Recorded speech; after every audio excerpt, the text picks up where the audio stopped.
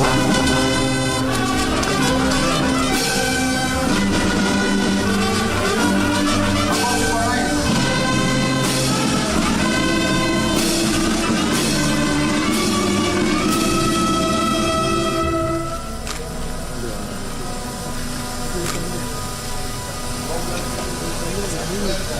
you very much, Your Excellency. Welcome to the Shipyard.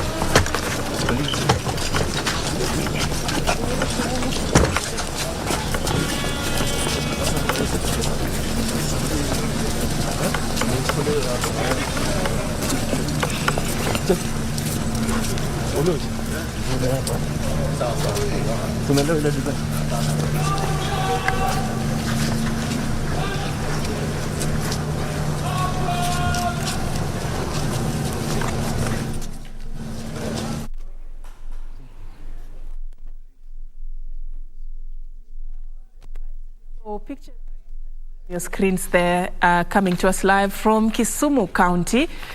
This is the President Uhuru Kenyatta presiding over the commissioning of the Kisumu Shipyard Limited. He has already arrived at the venue. He is expected to also be commissioning the floating of the MV Uhuru 2 at this particular event.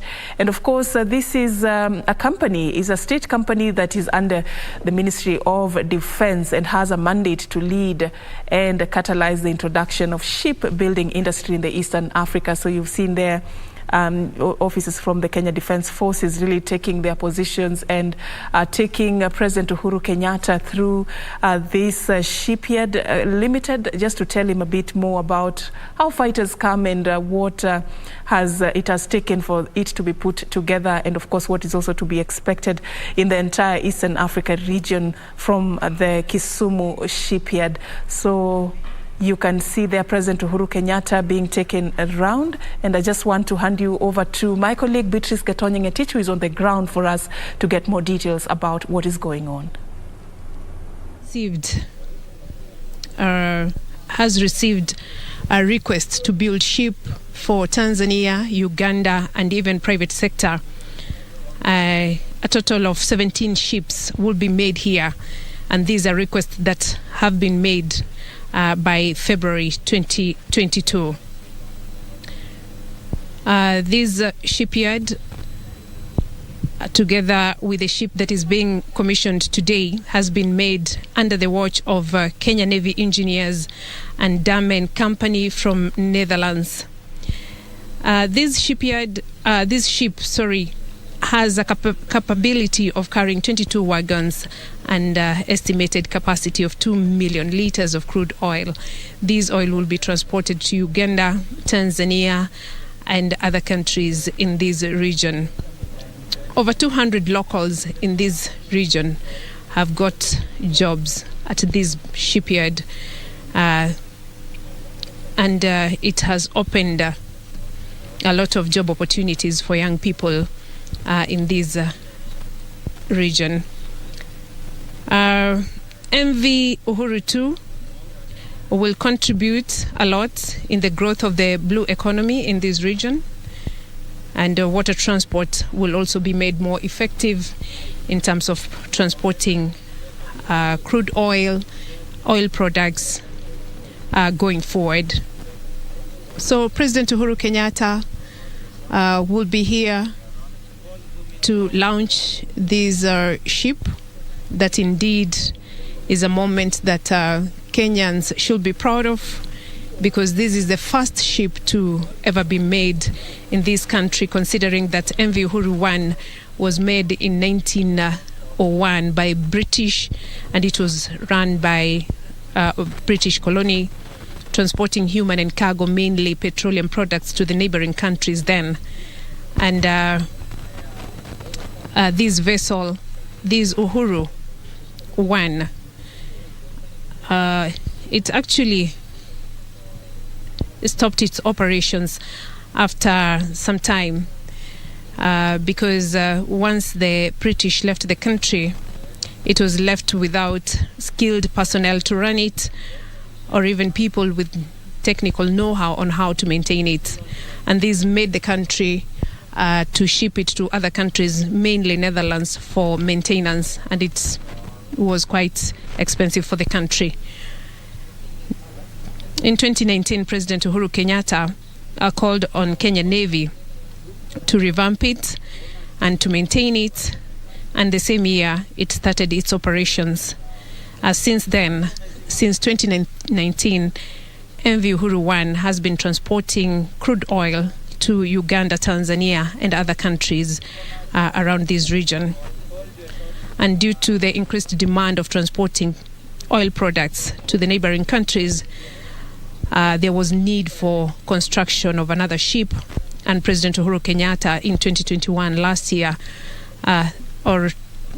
commissioned the construction of MV Uhuru 2, which he will be commissioning today. And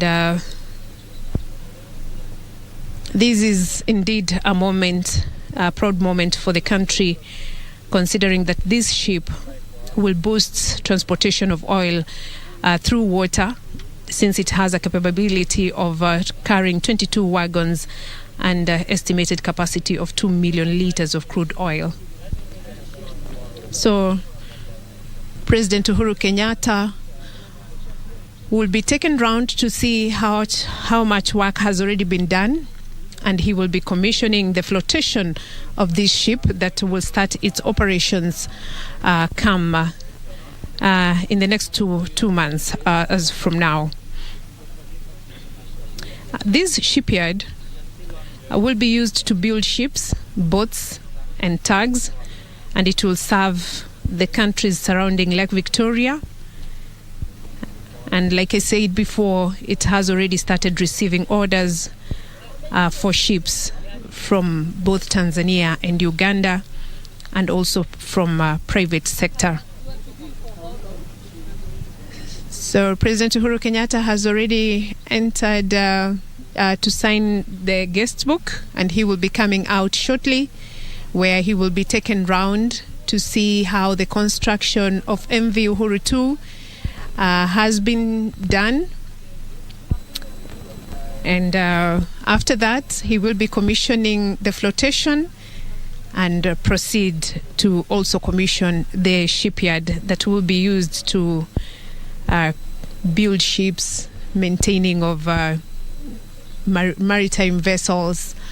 And this is indeed a great moment for the country, and especially the Lake region, because through here, young people will get jobs. As you can see, NMS boss Mohammed Badi is already here. Please feel welcome wherever you are. And I would like to take you back inside so that I take you back to the studio, and we'll be coming back here to see what is indeed gonna unfold. Back to studio. All right, thank you so much, Beatrice Gatonye-Ngetich there, reporting live from Kisumu County.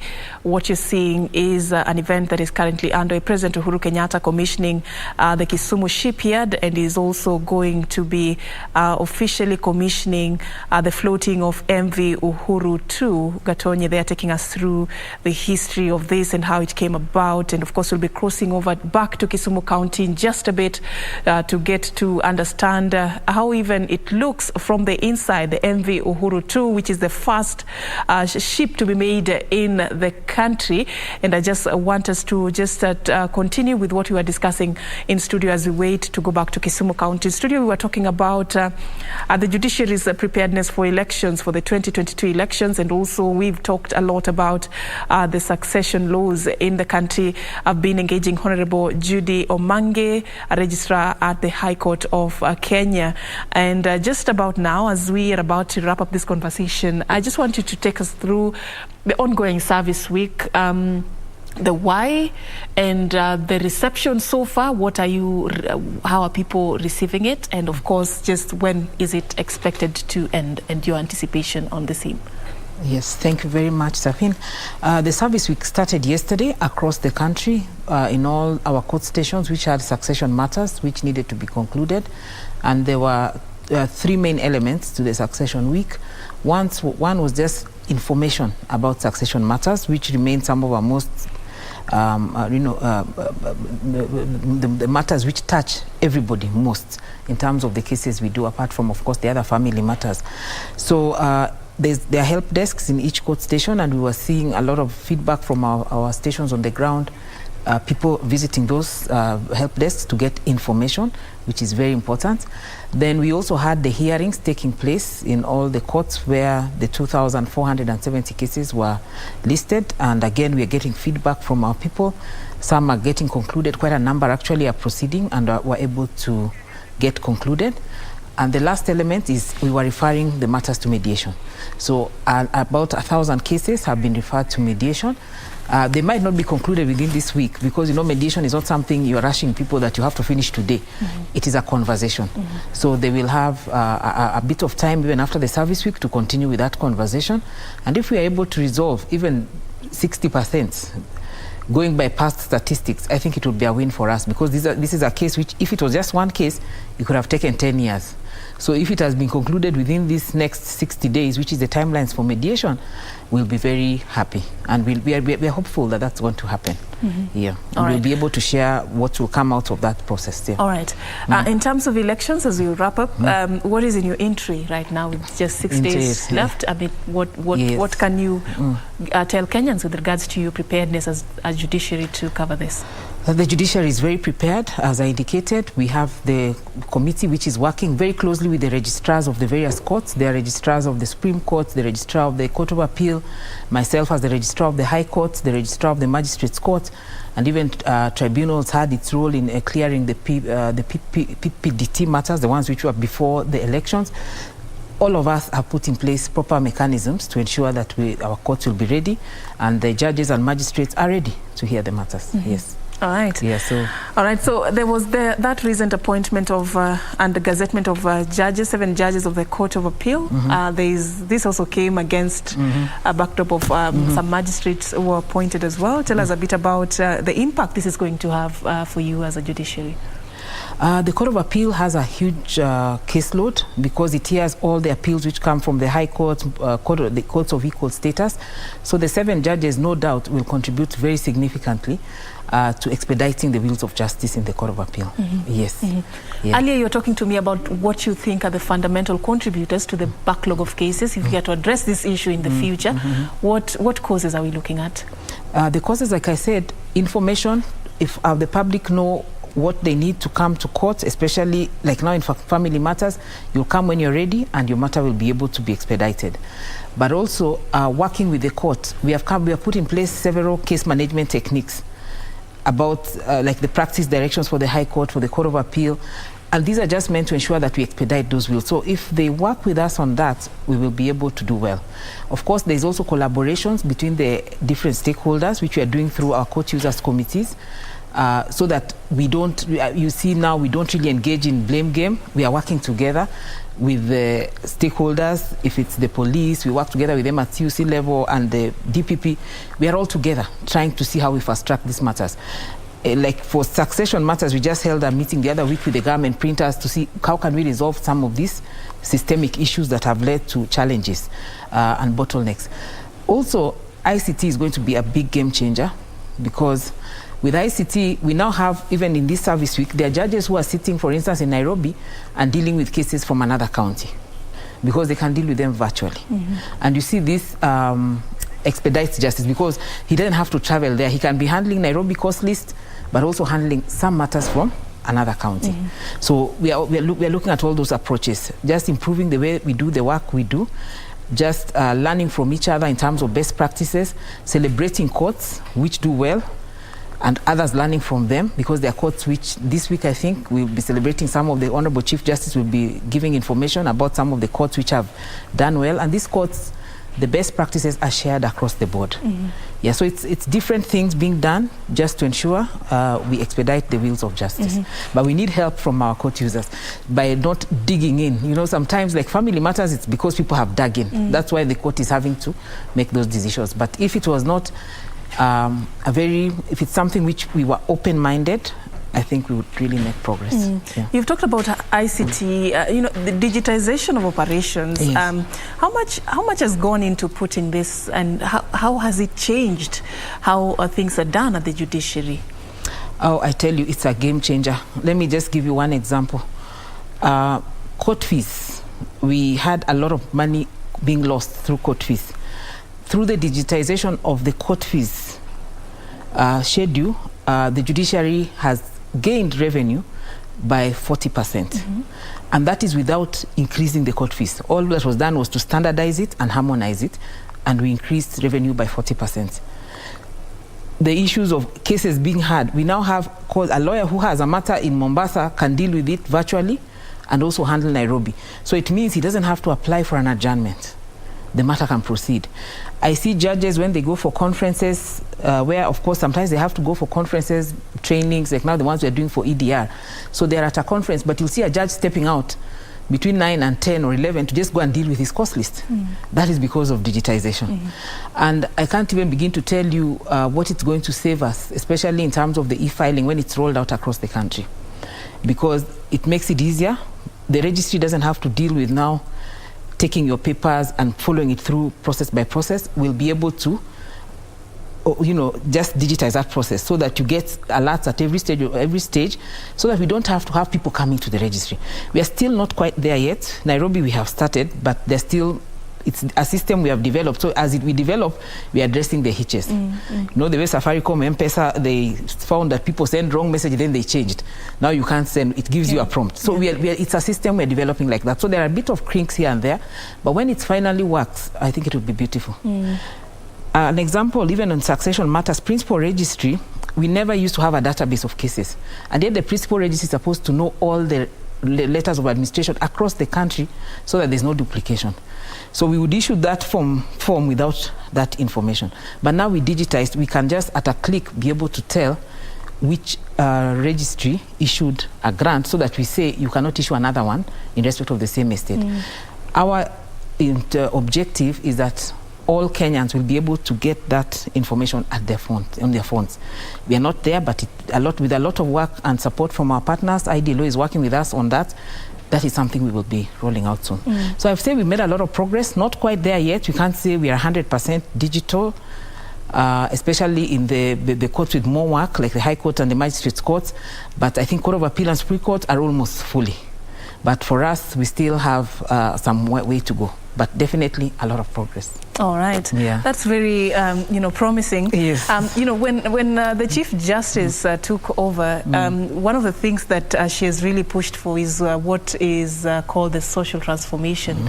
I want you to take me through the objective of this. What sort of a judiciary are we looking at if this is implemented, fully? What is it that we are looking at in terms of the difference and the uniqueness? A social transformation through enhanced access to justice. We are looking at access to justice bringing about social transformation. I can put it in a way that all Kenyans can relate to. Yes. Because we didn't trust the courts, we fought at some point, Yeah. So if now people can go to the court to resolve disputes, that is social transformation, isn't it? But we're looking at it even in terms of Kenyans, in a personal capacity, like now with the succession matters. If you can get access to your father's inheritance or your spouse's inheritance, it means the 5 million which would be locked in a bank, you can use it to transact. Social transformation, isn't it? Children who would have been destitute, their issues are dealt with. So the pillars the Chief Justice is looking at, this issue of social transformation is having, first of all, access for vulnerable groups. We are very big on that in terms of children, vulnerable groups. There's least taxation is about vulnerable groups, because the people who are left usually are vulnerable. Yeah, true. Isn't it? They're vulnerable. Yeah. And in our setup, sometimes it's real vulnerability. So that is one of the pillars what we have there. We also have people-centered access to justice. The justice should speak to the people's needs. Another thing we're looking at under that blueprint of the STARGE, as we call it, is just opening many doorways to the courts.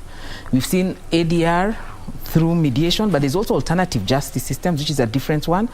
And there's also, we are looking even at arbitration. There are many doors that one can access court apart from the hearings, and we are opening up all of them.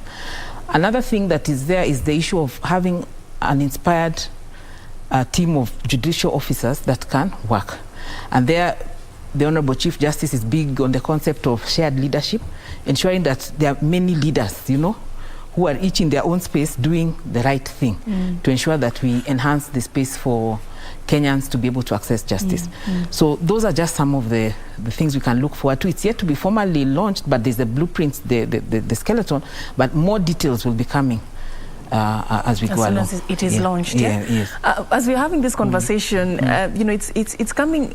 There's so many people who feel like, okay, fine, the judiciary is there and we have our rights to go there and lodge our complaints or whatever we have, but the years it takes for these cases to be determined. Just when I was preparing to come for this conversation, a concern among some of my colleagues was, just go ask her that in the event, for example, a case on the succession matter, we are told we have to wait for, because from my understanding, this case is interconnected with several others. So they are told they can't be given access, the rights to this property, because there are other cases that are tied to this one that have not been determined yet. So this one has been concluded, but we have to wait for the others. These things do not make sense sometimes for a common Kenyan. Just sort of explain it in basic terms, the duration it takes for such cases to be determined. What are some of the things that are considered that one would even just spend almost 20 years waiting for a court decision on a matter? I'll give, I think maybe I'm trying to understand your question, but it is like now, for instance, let's say your property is decided in the High Court, how it will be determined, isn't it? Yes. And maybe there was a contest after 4 or 5 years, you are determined in the High Court. Then you are now ready to get the fruits of your judgment, but you're saying you can't. And that would be because maybe somebody has filed an appeal in the Court of Appeal. So it has to go through now that other process. And really, because you see, when you have to give people a right to hearing, so there's no way the judiciary can lock them out from pursuing what is their own legal avenue that is available, because the best case scenario is that we solve it in court, because if we don't solve it in court, there'll be murders. People will murder each other out there. So we want to solve it. But that's why, again, now I come back to the issue of mediation. It becomes very important in these family matters, because you'll find that the mediation, because we all own the process, we don't appeal. But when a matter is in court, we've had complaints against judges that they rushed my case, to be honest. They had an interest. Why did they rush my case? Those are complaints we get. So you see, when you're in an adversarial system where the winner takes it all, you see, it's very hard for people to be happy if they have not won. That's true. Isn't it? True. It's very hard, because they're feeling something must have happened. It was expedited, there was a problem. If it is delayed, there's a problem. So you really can't win. That's why, especially in family matters, it's okay if you're dealing with commercial disputes, then it's okay even if people are angry. But in a family setup where you're going back to the same village to live next to each other, we are saying mediation is good. But even if it doesn't work, we will be able to hear your matter. But those are some of the cases where people can now not understand. I have a court order. Why can't I get what I want? Because the High Court decided this happens. But you see, the same constitution provides that there are legal avenues of appeal. So we must allow litigants to exercise them. Some have even gone up to the Supreme Court. So it's even a worse situation, because now you have to wait longer to enjoy the fruits of your judgments. But there are also some which are frustrated by litigants. I know, like children matter, sometimes there were maintenance issues. Someone has taken someone to court, they are sued. The court gives an order, pay this child 50,000 for fees or something, or 5,000. The next day the man resigns. So he says, now I don't even have a job. How am I going to meet this payment? And looking at the cases that touches on probably land, for example, the concern also is how long it takes. Because, for example, somebody is 60 years and they've brought a case to court and they have to wait for 25. Sometimes they could even just pass on waiting for the court to make a decision on this matter. What is it that is looked at in terms of deciding, how long this takes also? Land matters were previously in the High Court. And in the High Court, they were competing with criminal matters They're competing with family matters like now succession. They're competing with civil cases. The ones of anything above 20 million comes to the High Court. They're competing with constitutional interpretations, which sometimes mean literally a matter of life and death if a determination is not made. They're competing with, all those cases. So they were really left behind. But that's why the Constitution provided for the Environment and Land Court. And we have seen significant improvement. The High Court now, judges have a caseload each of 1,500. Each judge. Before a new case is filed, they have 1,500. And even if a judge was to clear a case every day, it means they'll only clear 360 by the end of the year. So we are seeing there's already a problem. But now in the land and environment, each judge there has a caseload of 350, I think. Yeah, 350. So you see, there's at least a breath of fresh air. At least they can have a fighting chance, as opposed to when they were in the High Court, because of the sheer volume of work that was there. So the court has made a lot of progress. A lot of progress. I think they have a case clearance rate of almost 100 and over 100. Case clearance rate meaning the cases they are clearing are more than the cases that are being filed. So I think with time, Kenyans will see the impact of that. It's getting better. We are not there yet. That's that's in a message. What you're saying. But it's getting much better. All right. Yes. All right. So yes. thank you so much, for just coming and shedding more light on some of these issues that many Kenyans really had in their mind concerning the succession of property in the country. So as we wind up this, how do you advise Kenyans to take advantage of the ongoing service week? My advice to Kenyans would be that if you have a succession matter that has delayed in courts, you have a challenge which maybe might have slipped through the cracks, please visit the nearest station, get access to the help desk there, register your matter and get assistance. But if you get a chance, if your matter is contested and you're told it's going for mediation, please embrace it. Please don't say, now I filed in court, why am I being told to go for mediation? Please go and give it a try. Many have succeeded. I know you will too. But for the ones which are in court, which are being heard, please come ready to be heard. Come with all your witnesses if necessary. Then the court will dispense of the matters. How much have you done in terms of just making sure this information gets to the common mananchi? Do you have forums? Do you have what is it that the judiciary is doing to sort of create awareness and sensitize members of the public on some of the issues, such as even what we are talking about today? We have, the Honorable Chief Justice has opened the avenues for our stations at station level to deal with the community there. So many of our magistrates, our staff have been going on radio shows, but they've also been interacting through the court users committees, which bring together even the chiefs. So at some point they can be called to go to a chief's baraza and give to sensitize members of the public. And also, of course, an open day like the one we're having now across the country helps bring into focus those kind of issues. So it's an ongoing conversations, and court users across the country continually do different things. It's just that sometimes they don't make their way into the mainstream, but they're always doing different activities to reach out to the communities around them. Yes. But there's a clear lack of information on some of these yes, provisions. there's room for more information, definitely. Because even a lot of these guides we have, many people have not seen them. Some we have shared them, but maybe not everybody has seen them. Like where you don't have a will, what are the succession steps you do? We have a lot of that information. Yes, but and our website also is quite detailed. Yeah, if one were to look at it, you'd find all this information.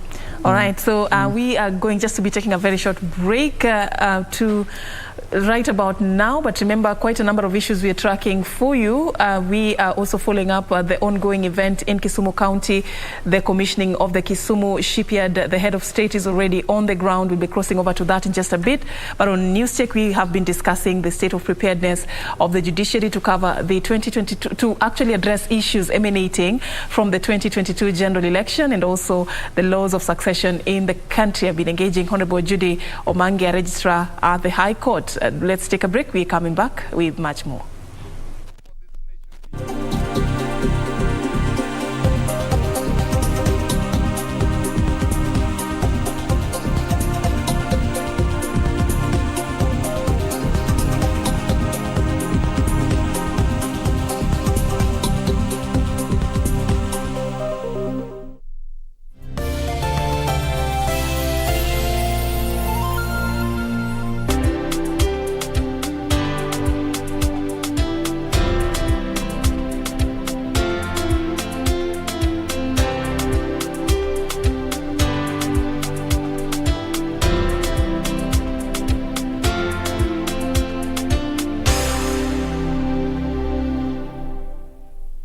Kupata ulimi na mafikira kama skiza tune kwenye simu yako, bonyeza *811 *815 #. Hey, my friend, ulimi ni kama msumari na mafikira ni kama nyundo. Hizo vitu mbili zikishikana, zinaweza jenga ama zinaweza bomoa. Na sita tafadhali, hebu fikiria hiyo kitu nataka kuniambia kabla nishike hii simu. Kama unataka kunibomoa, toa hiyo simu kwa masikio. Unaona hiyo kitu ya red? Finya hiyo kitu ya red. Kupata ulimi na mafikira, bonyeza *811 *815 *811 *815 #. Agenda yetu ni kupunguza gharama ya maisha. He has described himself as a man on a mission. I am a man on a mission. I have no space to retreat, and I don't have the luxury to surrender. As a presidential runner in the 2022 elections, he has repeatedly referred to himself as a hustler. You're the hustler number one. But who is this man? President. William Ruto, through the eyes of the Mwananchi. Kwa miaka 11 Minto FM imekuwa pamoja nanyi ikiwapa burudani na kuwaelimisha. Na sasa tunawaalika mashabiki wetu tujumuike pamoja kwa tamasha la Minto Night. Tarehe 6 mwezi Agosti tutakuwa na Minto Night huko Winspark Resort Kisii. Wanamuziki kama vile Kwasa, Embarambamba na wengine watakuwa site kuwaburudisha. Siku ya Jumapili tarehe 7 Agosti, Minto FM itaandaa maombi ya shukrani na kuombea uchaguzi wa amani katika uwanja wa Itiero Primary School kuanzia saa 3 asubuhi. Waimbaji wa nyimbo za dini wakiwemo Evangelist Eric Mwaniki, Molly Kemunto na wengineo watakuwemo. Nyote mwalikwa. Minto FM yenye karuga yusi.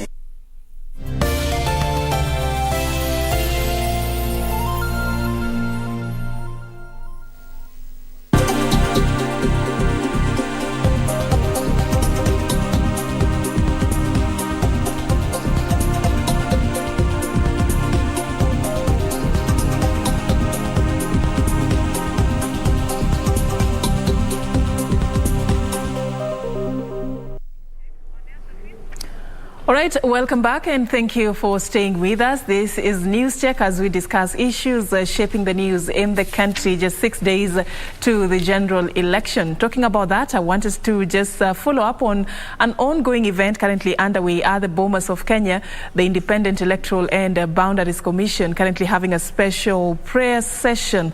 Let's just cross over there as they're meeting religious leaders at the venue. A better hand of applause.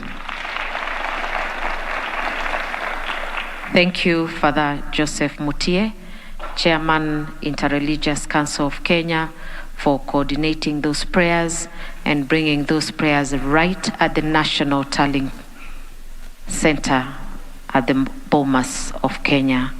Thank you very much.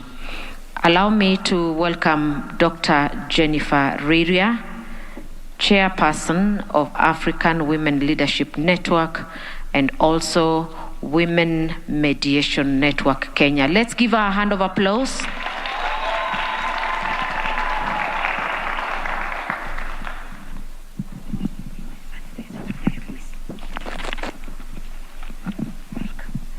Good morning.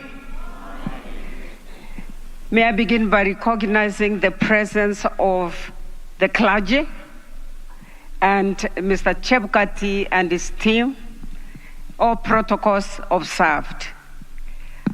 This is a very humbling morning.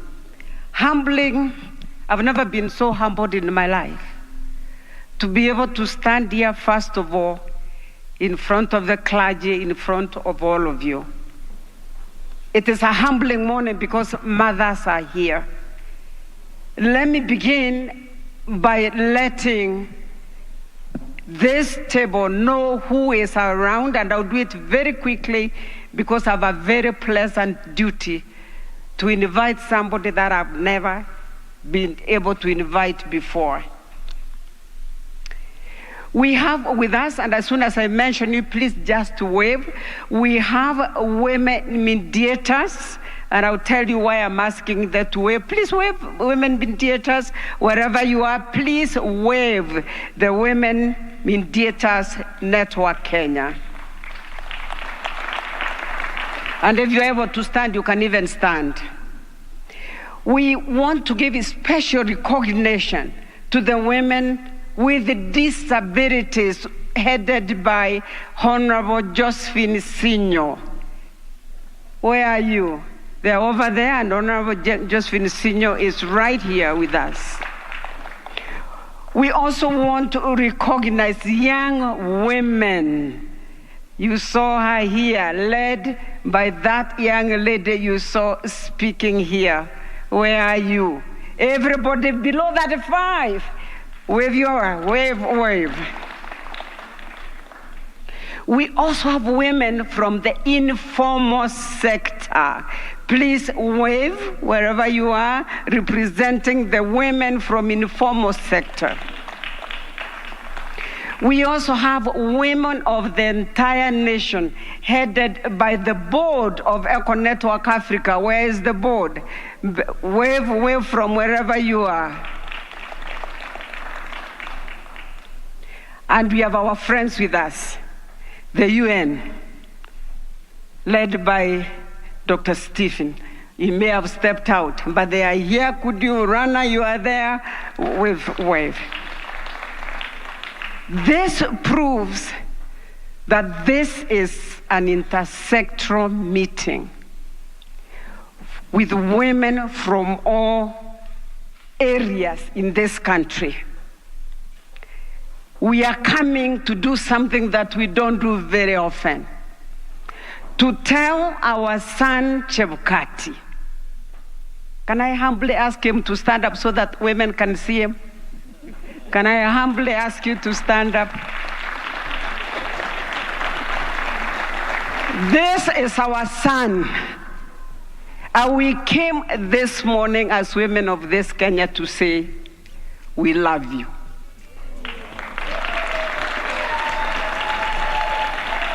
We love you, and when you love somebody, you stand with them, you pray for them, you wish them well. Is that so? Get your white handkerchiefs, and wave good wishes towards him. He is our son, and we came to bless him.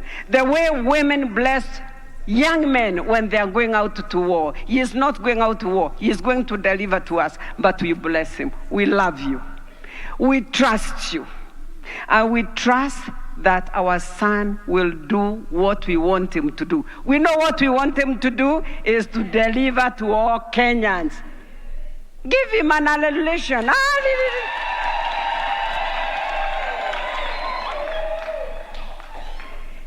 I'm going on to speak 1 minute, and I'll stop.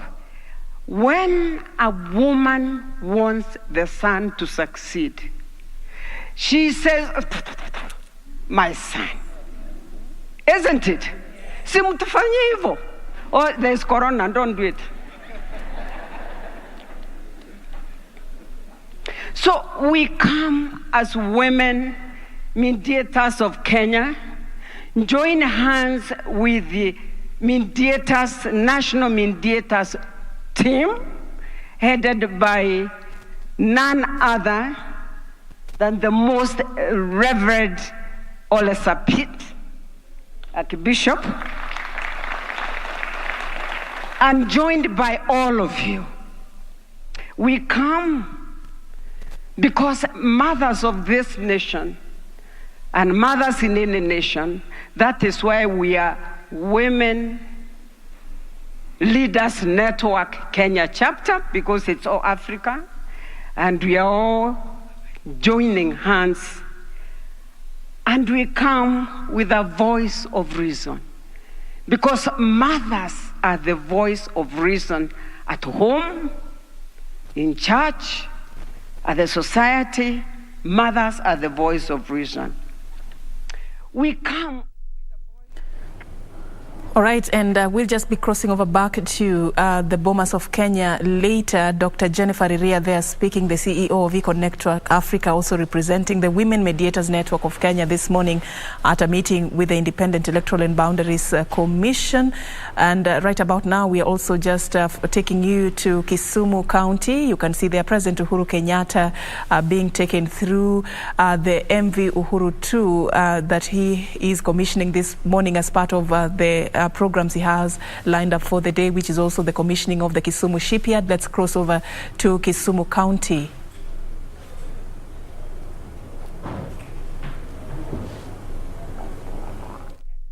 If you just hook a piece of it, you are pulling the whole expanse on the lake. So we used about 9 excavators and 11 tippers to transport all this weed to a lagger that existed behind us here. So this process took us about 2 months to clear the lake, to resemble what you are seeing here, Your Excellency. And then when we came over in May, this is what was the shipyard. Yes, sir. So we commenced digging the ground for compacting and casting the concrete blocks. This was early 2021 in March.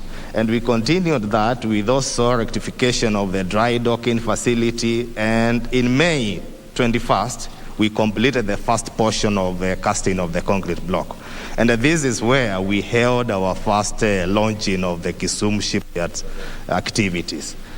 Sir, on 31st of May 2021, you came over and we launched the construction of MV Uhuru 2. And this construction was commenced by laying of the queue. Just like in construction of houses where you have the foundation, the block laying, this is what is done in shipbuilding industry. So we lay the queue and you gave powers to our MD to continue with the operations of the shipyards. Then we commenced the construction. The construction of this, the length of the ship that we have here today, takes about 36 months. Simply because you have, first of all, to complete your designs, because your final design is what dictates all the other phases that follows. So, and each of these phases you are seeing here, Your Excellency, are governed by the international societies. Here we are talking about the international classification societies like Lloyd's, RENA, BNV, and the Bureau of Registers, etc. So they approve the design. They also approve the materials that you are fitting on board the ship. They also come and check the process, whether it is in order or according to the regulations. They will also approve the paints that you will paint the ship, simply because of maritime pollution and other things. They will also approve or certify the engines, machineries, equipment that you are going to fit in this ship, simply because some of them can cause pollution. And they will also come back during your trials to confirm that this ship behaves according to the final design or the engineering design that was designed there. So the process is the normal process that takes about 36 months. But because of time and some limits, we devised a way to reduce that time. We could not do anything about the engineering simply because that is what dictates everything. But all the other phases are done concurrently instead of waiting phase after phase.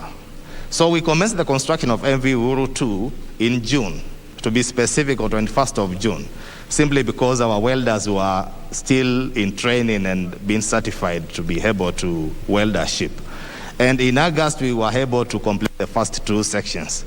So this ship comprises of 942 sections, which are brought together into major sections, 85 of them. So we laid down the first 2 sections on 27th of August 2021. That is just 3 days before September. So we can comfortably say officially, we commenced assembly this ship you are seeing here today in September last year, sir. And then on 22nd of July, we laid the last section on board the ship. This is how the ship is today, sir. And this is the aerial view of the area that we were in. You remember what you saw in the last there? We had the lake water was almost 50 meters away from here.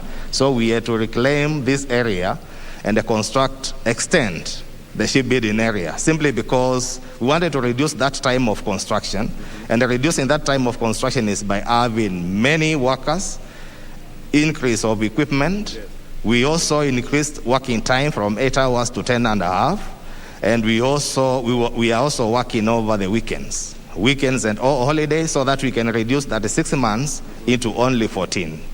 Today we are happy that we are seeing the hull complete here in just 9 months. Huh? And this is the final product that we are looking forward to having. So today the ship is not painted for many reasons. A ship has 3 major occasions. Just like construction of a house, where you have the foundation laying and the housewarming. For a ship, you have the keel laying, which is like foundation. And because you've now completed the hull like this one, you like to confirm whether the integrity of that hull is as expected. That is why we float the ship without paints, so that from inside you can see where the wetness is coming in. You can mark all those areas which are weak, so that when we bring the ship back to dry dock again, we can rectify those areas and then give the ship 3 paints of coat. So this is the Marine Service dockyard before, as we found it, sir. And this is how you found it today, sir. Yes, sir. This is the office, the boardroom that you've just come out from. This is the way it was before. And this is what we have today, sir. So when we came over, as you've seen from the first slide, the water was covered by hyacinth like this. By use of NYS girls and boys, we were able to clear this water to have what you are seeing down here, sir. So behind us, there was a workshop that was constructed back in 1902. And this is where they were storing those plates and materials for assembly of ships. Today we've demolished this facility and constructed a bigger one with the overhead cranes. So you also remember about the Beta Causeway. From the mainland across to Island Rusinga, the population created a causeway so that they can have settlement or farming or whatever interest that they had there. In every water massa, there is a natural mechanism of water clearing itself. And this is by either tides or by underwater currents.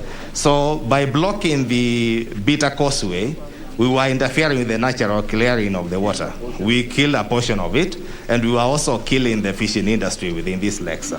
So the Beta Causeway was opened, and this is the way the Beta Causeway looks today, sir.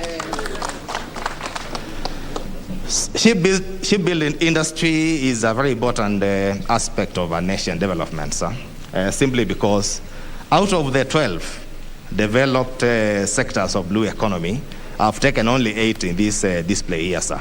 And as you can see, each of them requires a boat, a vessel, a ship to do their mandate.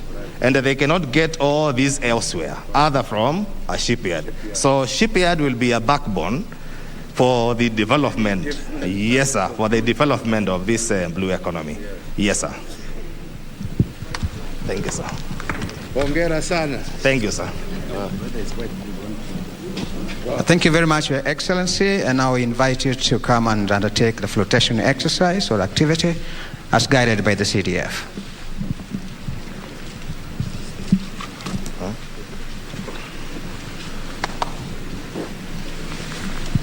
So, Your Excellency, sir, I'll be taking you around the shipyard facility so that we can see how far we've gone. So, because this is an occasion for the flotation of the ship, sir, which is the second important occasion before commissioning of the ship after completion and all trials have been ascertained, correct? So, we float the ship in order to see whether the weld's integrity is as designed or as required. And that is why now today the ship is coming into contact with water for the first time. For the first time? Yes, sir, for the first time. So we would like to have the water, the boats floating on the water for at least a day or two, so that the engineers can mark all those areas that, if any, that we can rectify before we give the ship several coats of paint. Good. Yes, sir. So we have about 4 methods of flotation. So if, for example, the ship has been constructed in a dry dock or in a floating dock, we only open the water to get and fill in the cavity where the ship is sitting on, so that the ship can float. If we are building the ship on slipways or on the ground with the gradient to roll down the ship into water, then we talk about the lodging. So interchangeably we use lodging and flotation depending on the mode of construction, sir. Your Excellency, sir, welcome.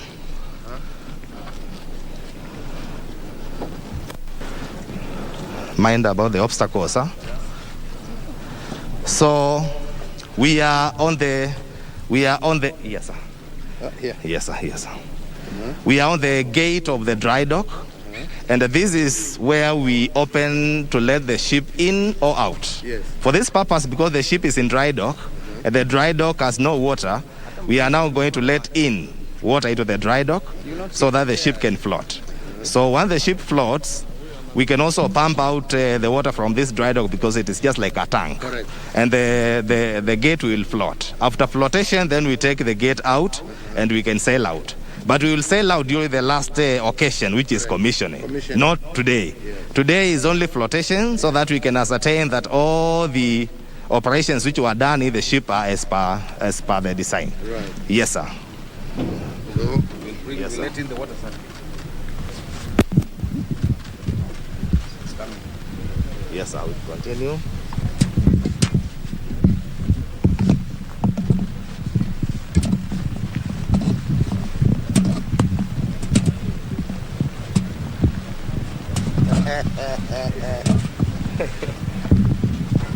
That is at that point. Thank you so much, Your Excellency. Applause from the people.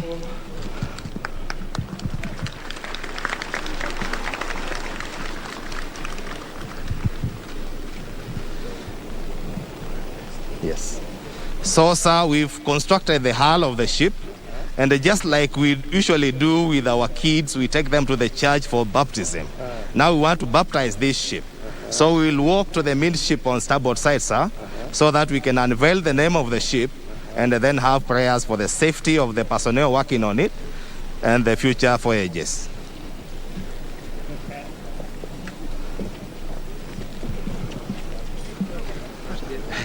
Yes. First vessel in 100 years. 118. 100 and? Your Excellency, every ship must have a name. Yes, sir. 118 years. And the next activity there for Your Excellency is to give the ship its name. 118 years. 118 years, sir. With the facilities that we do not have any something we can show that over surgery we have this. But every journey commences with a step, sir. So this is an important occasion for the nation and a milestone for the nation in shipbuilding industry.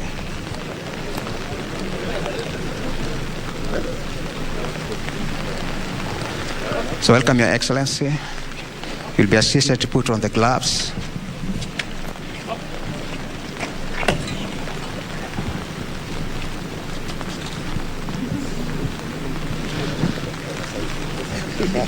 Eh?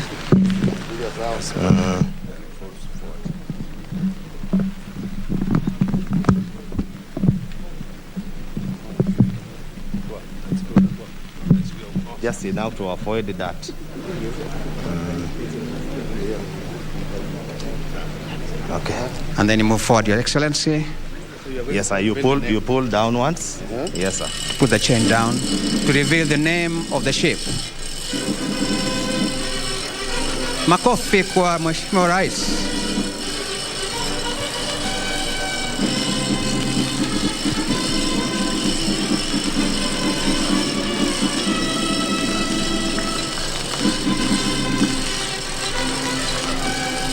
That's enough, sir. Thank you so much, Your Excellency.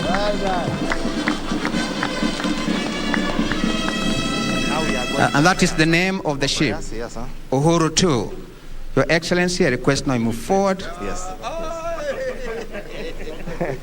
And it's from there, Your Excellency, for a word of prayer. Let us pray. In the name of the Father, the Son, and the Holy Spirit. Amen. Heavenly Father, you guide all things that they may serve your divine purpose. We thank you for giving us, our Commander-in-Chief, a transformative vision that will change the lives of our beloved citizens and humanity at large. You are the beginning and the source of everything that is good. We pray that you may grant fruitfulness and transformative effects to the vessel being offloaded today. We ask your presence to be felt in this installation and the vessel being floated, so that day by day our personnel charged with the duty of serving here may patiently endure and overcome the challenges that they may come their way. We ask you to impart upon them the spirit of enthusiasm, discipline, diligence, cooperation, and hard work. Grant that the voyage it will make may serve your divine purpose, and may its users, few sailors, bring lasting integration, prosperity to our nation. And may the blessing of the Almighty God bless this ship. In the name of the Father, and the Son, and the Holy Spirit. Amen. Thank you very much, Your Excellency. You may move forward 2 steps, yes, and then ring the bell. Your Excellency, sir, we have naval traditions. This bell is usually mounted on board the ship. But because we are in the middle of the construction of the ship, we brought this bell down here so that we can sound it. So on board the ships or in naval operations, we have different modes of communication by use of sounds, lights, and the visuals. So this is one of them, sir. You sound the bell.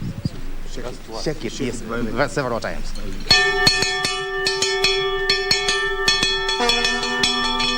Thank you so much, Your Excellency.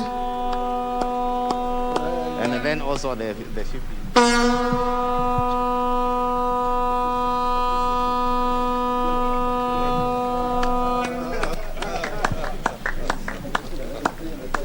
Thank you very much, Your Excellency. The rest of us now can move to the plenary. Kindly move to the plenary quickly, please. The rest of us move to the plenary. No, still, you cannot go up there because of that.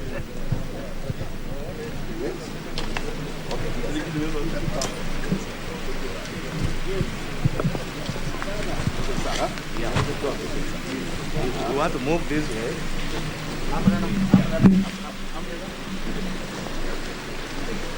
Bring this umbrella.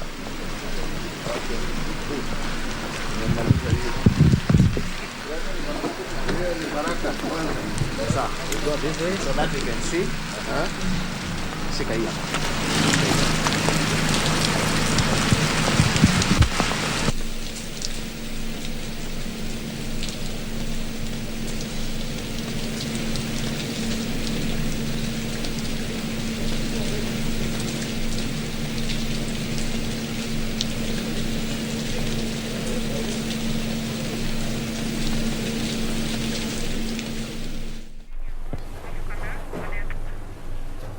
All right, so there you have it. President Uhuru Kenyatta there, having been taken through the journey of MV Uhuru 2, a ship that is commissioning its floating today in Kisumu County, also commissioning the Kisumu Shipyard in Kisumu County. There, the head of state being told about how this has come about. You saw there the chief of defense forces just taking the president through a presentation of comparing how it started and how it looks like right now. So a lot of effort has been put in place in just putting this together, something that is historic, not just for Kenya, but for the entire East African region, and something that is quite outstanding about the ship today is that it is the first that has been made in the country, and is going to be very pivotal in just not just boosting the transportation in the East African region, but also just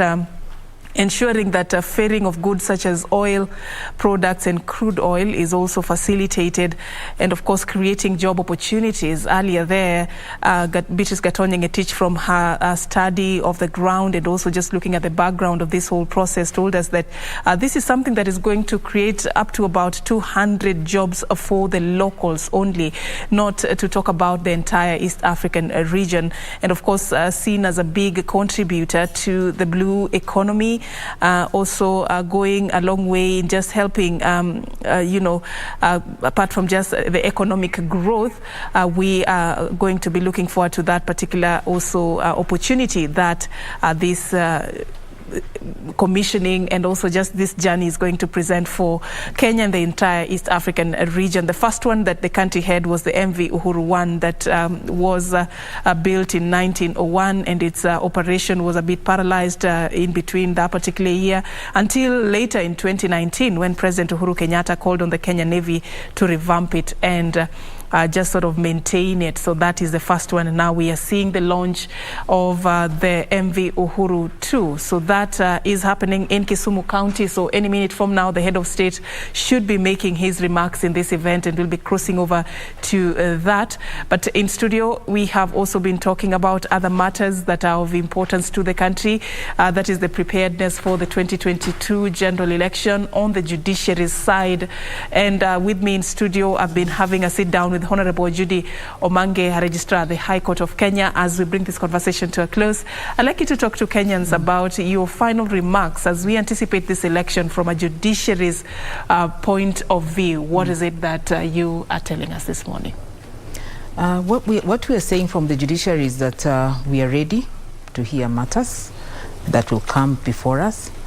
But I'm also very glad to see that there were mediators with the Independent and Electoral Boundaries Commission. And mediation is also something that would work very well. So the challenge out there is that as the courts open their doors, as we must, because that is why the courts exist, to be able to determine disputes, Kenyans should explore in all areas really, not only family matters, in all areas, resolution of disputes by way of mediation. But on our part, we are ready and we are doing everything we can to ensure that we are prepared and of course for the elections, and also to ensure that even as we deal with the election cases, other cases are not left behind. So we will be seeing what we can do to utilize the very limited human resource we have in terms of judges and magistrates to ensure that we balance. Yes, and meet all the statutory timelines. Yeah. All right, thank you so much. We really appreciate your time this morning. Honorable Judy Omange, Registrar at the High Court of Kenya, shedding light on the state of preparedness of the judiciary ahead of the August polls, also talking about the law of succession in the country, shedding light on that and breaking it down just for Kenyans to understand the procedures, the processes of how this can be able to help them in some of the cases that they have that touch on succession. And of course, we just want to cross over back to Kisumu County. There, President Uhuru Kenyatta. All right, we will be crossing over to Kisumu County in just a bit. Do stay with us. Also, remember, we are tracking for you the ongoing preparations for the election by the Independent Electoral and Boundaries Commission. We have pitched camp at the Bomas of Kenya. So those are some of the things that you should be expecting in our day's coverage. But in just a bit, we'll be following up on what is happening in Kisumu County. But first, we take a short break.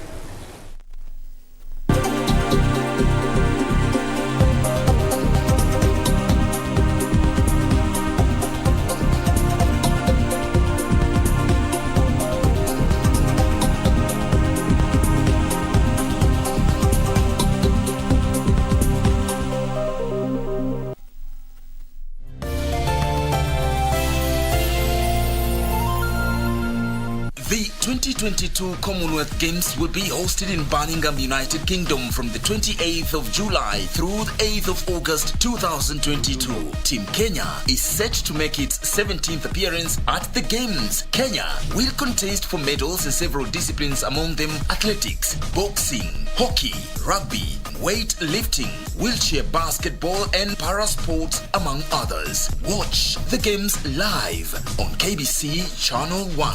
KBC Channel 1, your true sports partner. He has been widely described as the enigma in Kenyan politics. For 50 years, Kenyans have wondered